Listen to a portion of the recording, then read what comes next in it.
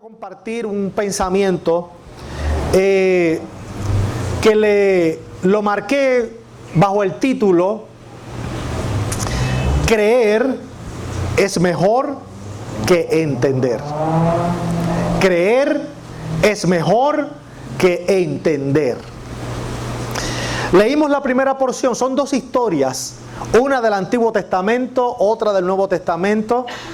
La del Antiguo Testamento trata sobre un rey, pero la del Nuevo Testamento también trata de otro rey. Amén.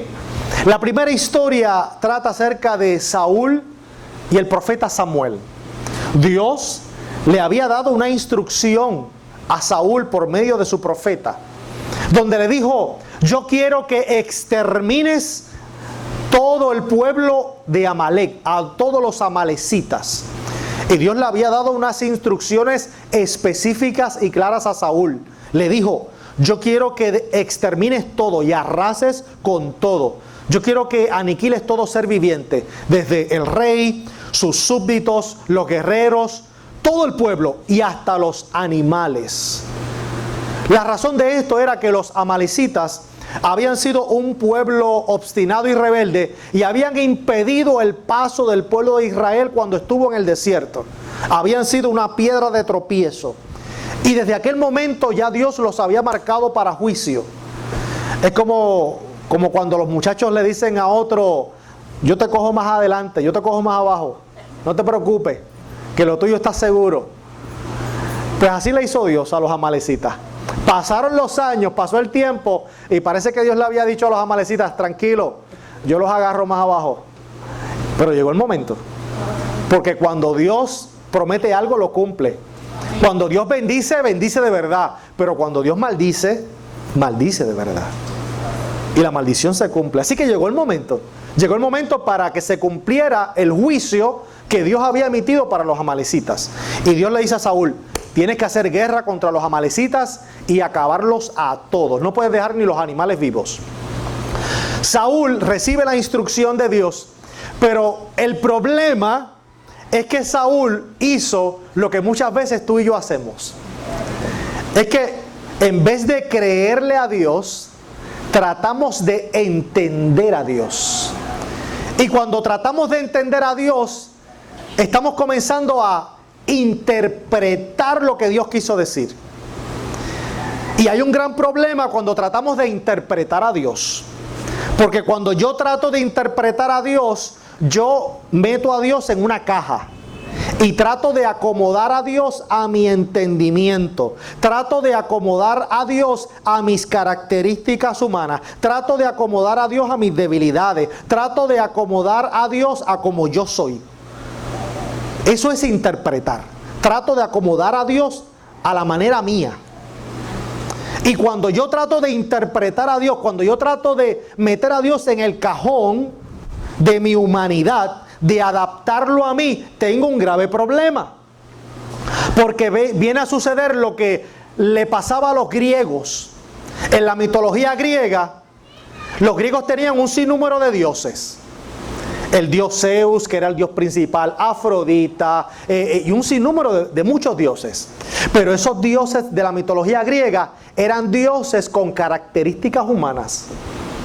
Por ejemplo, Zeus, que era el dios principal, Zeus era un dios, entre comillas, que era vanidoso, era adúltero.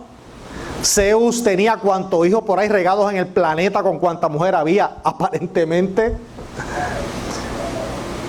Era un dios infiel, arrogante.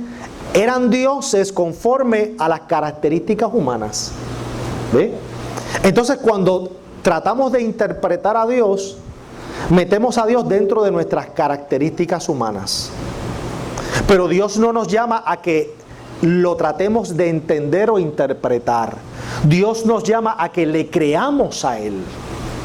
Dios le dijo claramente a Saúl una instrucción. Pero cuando Saúl fue a hacerle la guerra a los amalecitas, no obedeció al 100% lo que Dios había mandado, sino que él atrapó al rey de los amalecitas, lo capturó y lo mantuvo como rehén. Capturaron lo mejor de las vacas, lo mejor del ganado, lo mejor de las ovejas y se lo llevaron con el pretexto de que esos mismos animales lo iban a utilizar para los sacrificios al Señor. Así que Saúl, pensando él que había agradado a Dios a su manera, a su forma, porque él quería entender e interpretar a Dios, no obedecer a Dios, sino entenderlo e interpretarlo. Así que él pensó que había agradado a Dios a su manera. Y cuando llega el profeta Samuel a saludarle, Saúl parece que bien contento, bien fogoso, va donde Samuel. Samuel, aquí estoy. Cumplí el mandato del Señor. Aquí estamos listos. Y Samuel le dice, ok, están listos, qué chévere. Pero ese sonido que estoy escuchando, ese bramido de ovejas, de vacas, ese sonido de animales que estoy escuchando, ¿qué sonido es ese? Y Saúl le dice, bueno, el asunto es que el pueblo, no yo, Samuel, no fui yo, es que el pueblo, los soldados, quisieron retener lo mejor del ganado, lo mejor de las vacas, lo mejor de los animales para ofrecerlos en sacrificio al Señor. Y entonces el pueblo también, mira, quiso capturar al rey amalecita y aquí para presentarlo como rehén. Entonces Saúl le vino con la excusa a Samuel y Samuel le dice, ¿acaso se complace el Señor más en las ofrendas y sacrificios que en que se obedezca su palabra? Samuel le dice a Saúl, mira Saúl, estás muy equivocado. No es cuestión de interpretar a Dios, no es cuestión de tratar de entender cómo Dios lo hace, cuándo Dios lo hace, dónde Dios lo hace. El asunto es que hay que creerle a Dios. Porque cuando le creemos a Dios, entramos en la obediencia a Dios. Pero cuando tratamos de interpretar a Dios, nos salimos de la obediencia a la desobediencia. Tal fue el caso que ocurrió con la primera pareja en el huerto. ¿Cuántas instrucciones Dios le dio a Adán y Eva acerca de algo que no podían hacer? Una sola. Dios le dijo a Adán y Eva, ustedes pueden comer de todo fruto del huerto, excepto de uno. Solamente uno que no pueden comer, del resto pueden comer. Porque ciertamente el día que coman de ese fruto, ¿van a qué? Van a morir. Así que la única instrucción que Dios le dio a la primera pareja fue esa, que no podían comer de ese fruto. Y la serpiente llega al escenario y le dice, primera mentira, con que Dios les ha dicho a ustedes que no pueden comer del fruto del huerto, de los árboles. Primera mentira, porque eso no fue lo que Dios dijo. Dios dijo que podían comer de todos menos de uno. Y la serpiente le dijo, con que Dios le dijo que no podían comer del fruto de los árboles. Primera mentira. Segunda mentira, lo que pasa es que Dios sabe que el día que ustedes coman de ese fruto, ustedes van a ser igual que Dios. Van a estar en el mismo nivel de Dios porque van a tener conocimiento del bien y del mal. Así que Dios les dio una instrucción, pero olvídense de eso. No le hagan caso a Dios. Lo que pasa es que hay que tratar de interpretar a Dios. Hay que tratar de entender qué fue lo que Él quiso decir. Así que mejor coman del árbol, coman del fruto para que sean igual a Dios. Y ahí llegó la desobediencia. Cuando tratamos de interpretar a Dios, caemos en desobediencia. Por eso Dios nos llama a que creamos, que obedezcamos a su palabra. Tal fue el caso de Tomás. Tomás ya había recibido el anuncio, ya había recibido el testimonio de que Jesús había resucitado de los muertos. Tomás había escuchado el testimonio de sus compañeros, que él los conocía. Él sabía que Pedro no le iba a mentir. Él sabía que Juan no le iba a mentir. Él sabía que los demás apóstoles no le iban a mentir a él. Pero él dijo, hasta que yo no meta el dedo en el hueco de su mano y hasta que yo no meta mi mano en el costado, yo no voy a creer. Y Dios, iglesia, nos llama a creer. Tenemos que creerle a Dios. El asunto es que muchas veces pasan situaciones donde se nos hace difícil creer. Se nos hace difícil tener fe. Pero es precisamente en esos momentos duros En esos momentos difíciles, cuando Dios está esperando que nosotros le creamos a Él. El mejor aceite sale cuando se prensa el olivo. Si no se prensa fuertemente, si no se exprime el olivo, no destila buen aceite. El mejor fruto que nosotros vamos a dar, mis amados, es precisamente cuando estamos en la prensa. Cuando nosotros sentimos que nos están apretando y apretando y apretando y que no podemos más, ahí es que nosotros vamos a destilar el mejor aceite.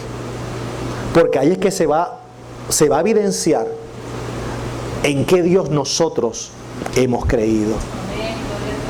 Y si hay momentos que nos falta la fe, como fue en el caso de Marta.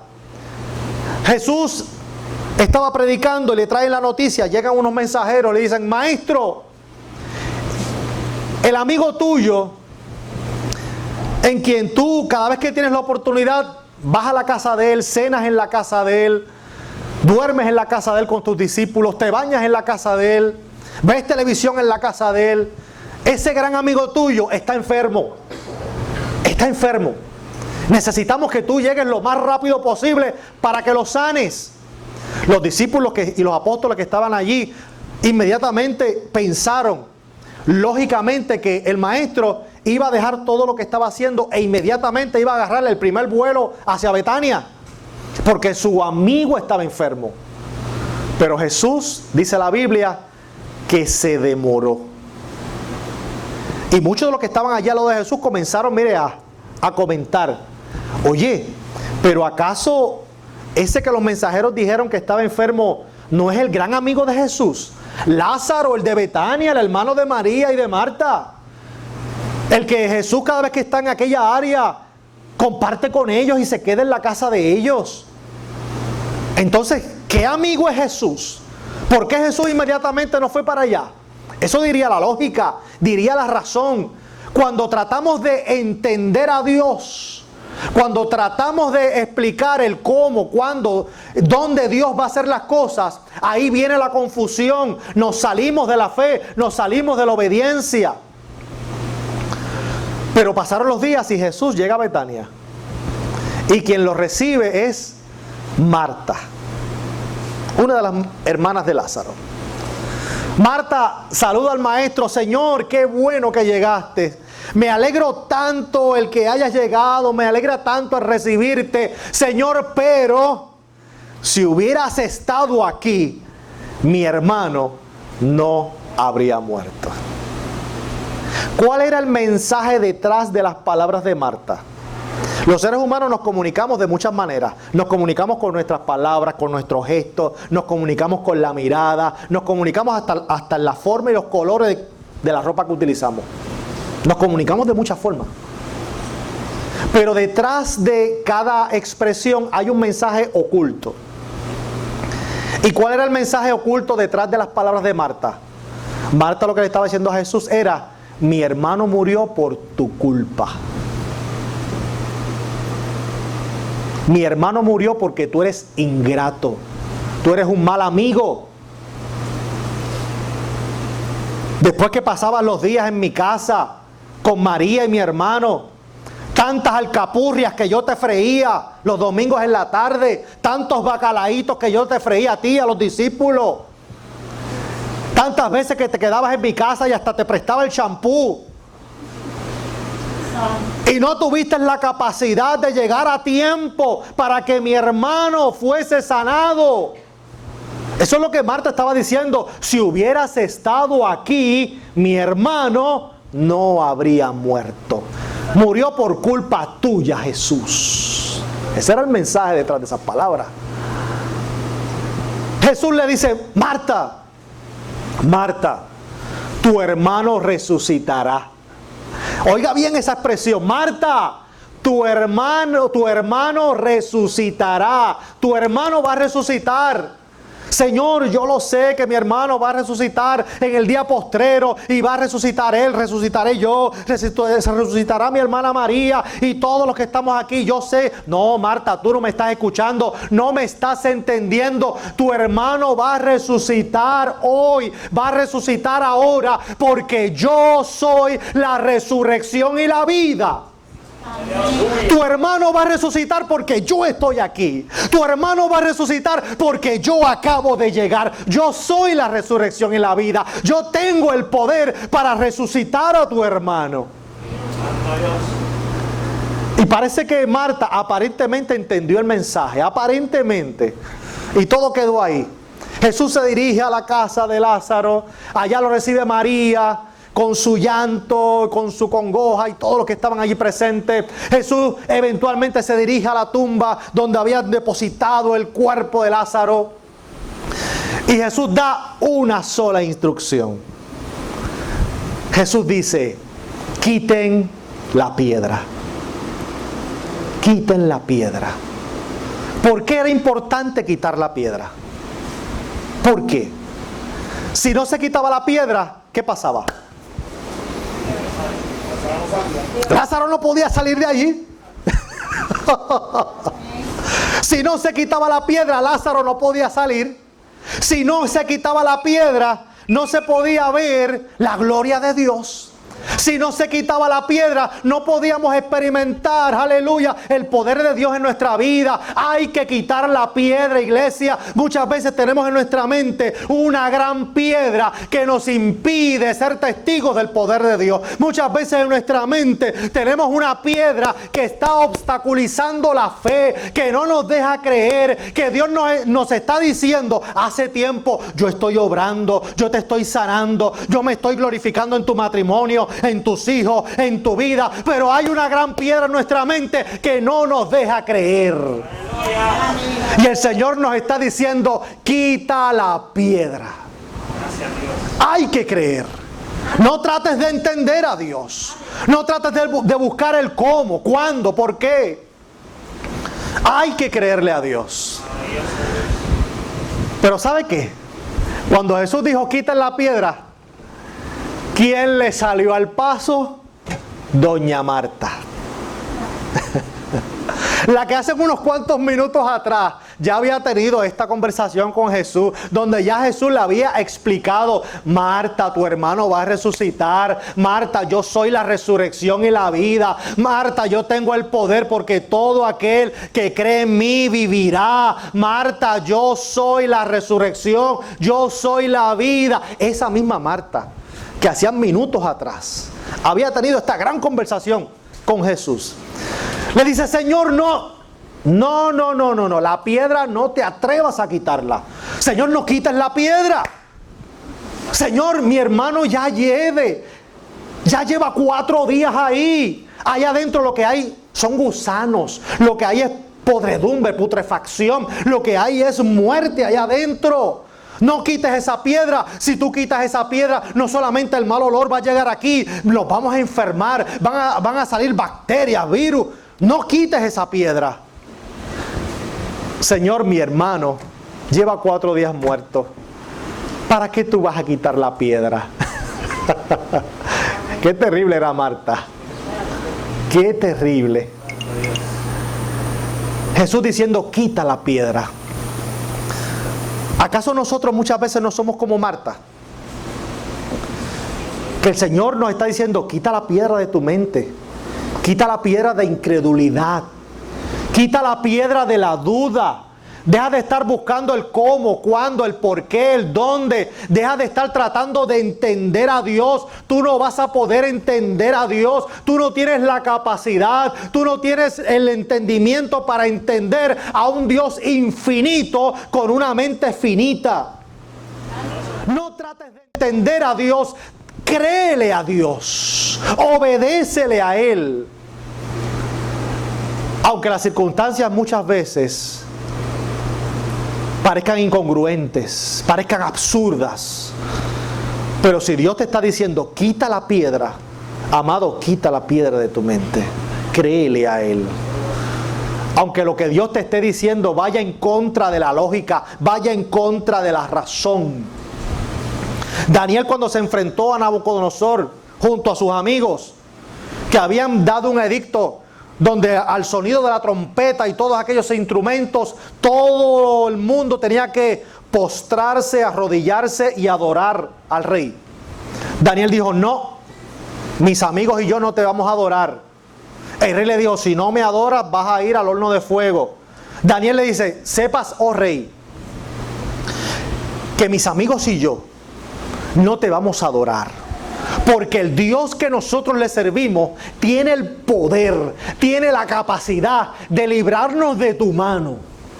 Pero si así no fuera, si a Dios no le diera la gana, si Dios en su soberanía no le da la gana de librarnos de tu mano, sepas, oh rey, que como quiera no te vamos a adorar, como quiera no vamos a doblar las rodillas ante ti, porque nosotros le somos fieles a Dios. Preferimos seguir siéndole fieles a Dios, aunque paguemos con la vida, pero no vamos a postrarnos ante ti.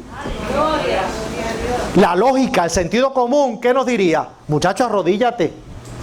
Dobla, pon la rodilla en el suelo. Aunque, mira, aunque tu rodilla está en el suelo, pero en tu mente y en tu corazón estás adorando a Dios. Eso nos diría la lógica, la razón. Muchacho, pero olvídate, hazle caso.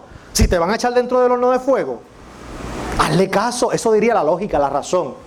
Y tal vez en ese momento vendrían pensamientos a nuestra mente: pues mira, lo que pasa es que Dios está permitiendo que tú te arrodilles frente a Nabucodonosor, pero Él sabe, Él está viendo tu corazón. Y empezaríamos a elaborar toda esta ecuación para tratar de entender la mente de Dios y para tratar de entender el propósito de Dios. Tú no tienes que entender nada, tú lo que tienes es que creerle a Dios.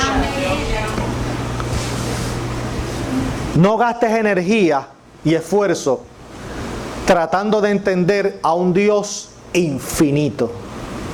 ¿Se acuerdan la anécdota? Hace muchos meses atrás, que yo les había mencionado, donde este gran filósofo Aristóteles llevaba un tiempo tratando de entender los misterios de Dios. Trataba de entender los misterios de Dios y no podía, y trataba y trataba y trataba, hasta que un día decidió ir a caminar por la orilla de la playa. Y mientras caminaba observó un niño que estaba haciendo un hoyo en la arena de la playa. Y el niño cavó y cavó e hizo un hoyo, y luego fue donde las olas del mar llegaban, y cada vez que las olas llegaban él cogía agua y le echaba dentro del hoyo. Llegaba otra ola, cogía agua y le echaba dentro del hoyo. Y Aristóteles siguió observando por un momento, hasta que se cansó, se agotó de la paciencia, y le dice: bueno, niño, ven acá, ¿qué es lo que tú estás tratando de hacer? Y el niño le dice: bueno, sencillo, yo hice este hoyo y yo voy a recoger toda el agua del océano y la voy a meter dentro de este hoyo. Y Aristóteles se echa a reír y le dice: niño, eso es una locura, no seas bobo, no seas tonto. Es imposible que el mar, que es inmenso, que el mar que es tan grande, es imposible que quepa todo en ese hoyo que tú hiciste. Y el niño se le queda mirando fijamente y le dice: también es tonto y es una locura tratar de entender a un Dios infinito con una mente tan pequeña como la tuya.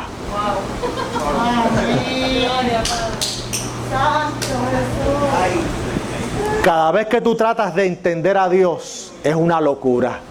Tú no vas a poder entender a Dios en toda tu capacidad. Tú no vas a poder entender a Dios ni ver, aleluya, la magnitud de su grandeza ni de su poder. ¿Por qué? Porque estamos limitados en este cuerpo, estamos limitados en esta naturaleza. Él no te llama a que entiendas ni que le busques las 5 patas al gato. Él nos está llamando a creer.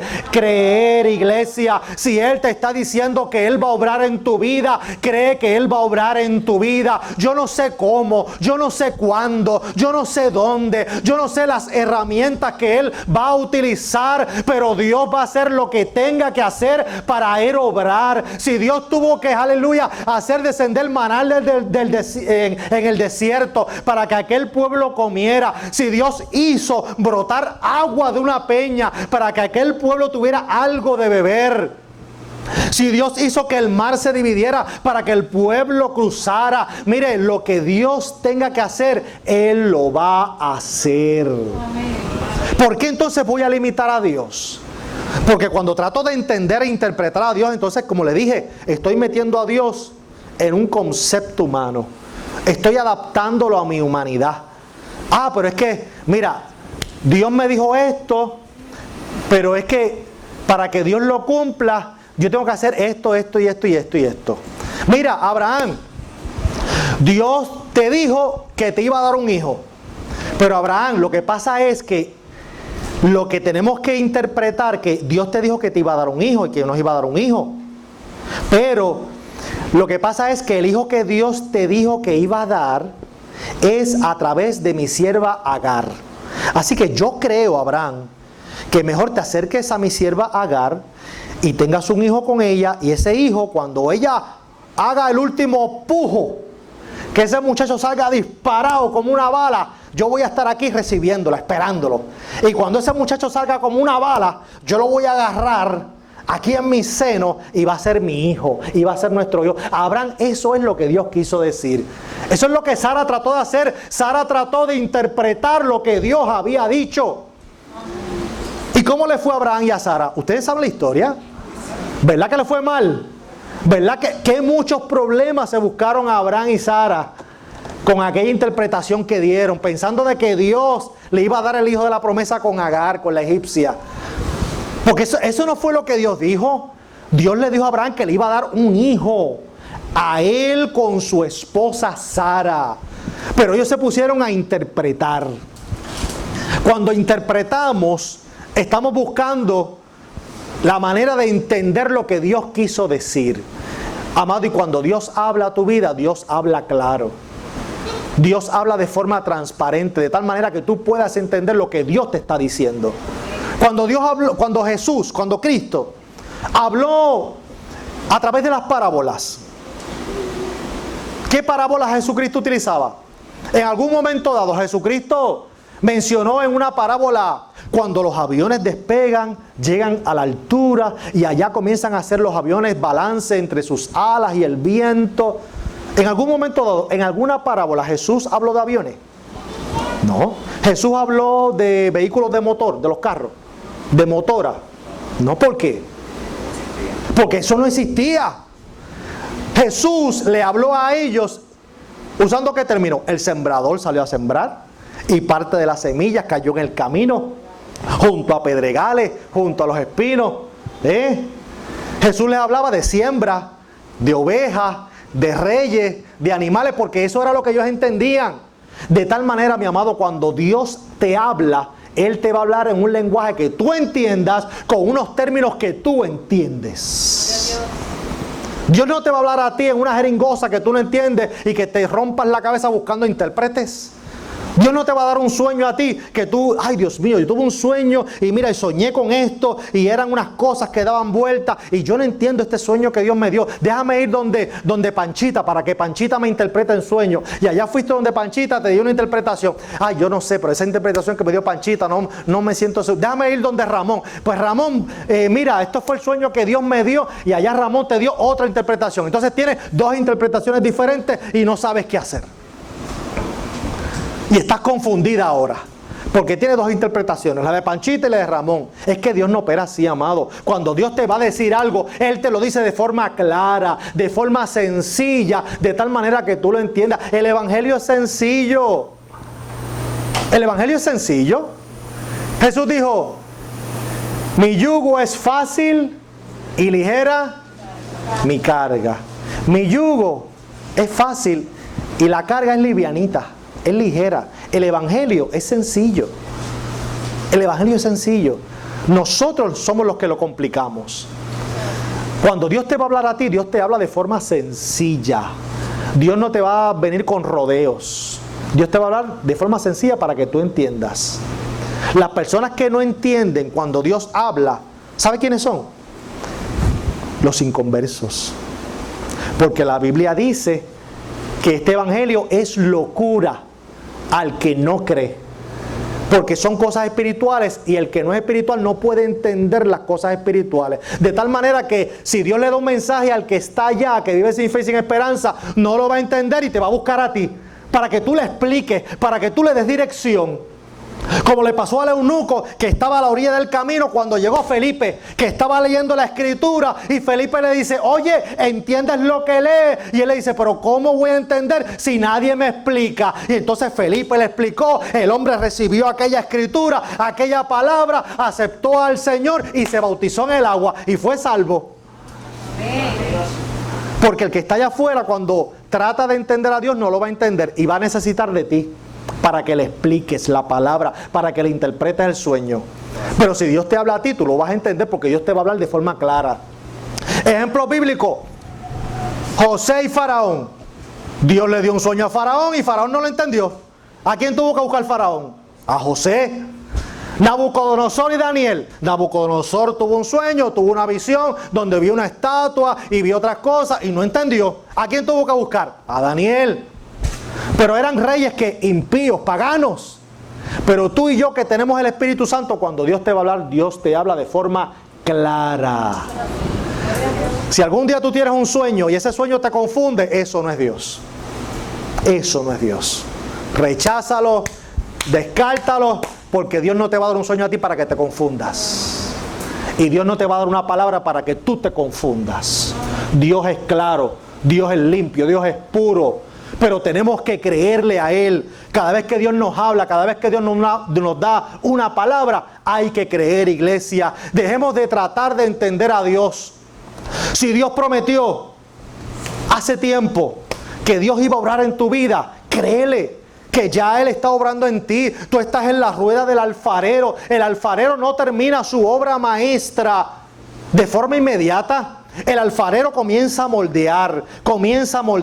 De momento, cuando el alfarero ya piensa que está terminando su obra, se da cuenta que el jarro, ¿verdad?, o la vasija tiene imperfecciones y muchas veces tiene que deshacer lo que ha hecho para empezar nuevamente. Estamos en la rueda del alfarero, estamos en el proceso de Dios. Tú y yo como seres humanos muchas veces damos un pasito al frente y dos para atrás.